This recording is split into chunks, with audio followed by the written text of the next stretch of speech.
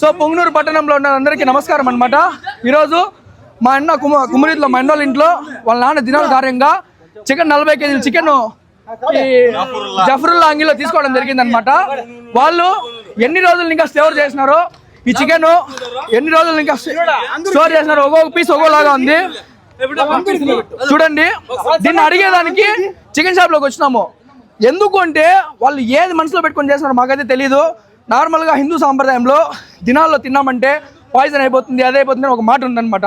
దాన్ని ఏమన్నా నిజం చేయాలనేసా లేకపోతే ఎందుకు ఇబ్బంది చేసినారో మాకు తెలీదు. ఫోన్ చేస్తే మేము చికెన్ చెన్నైకి పంపించినాము, దాంతో మిగిలినది మీకు ఇచ్చినాము అని చెప్పినారు ఫోన్లో.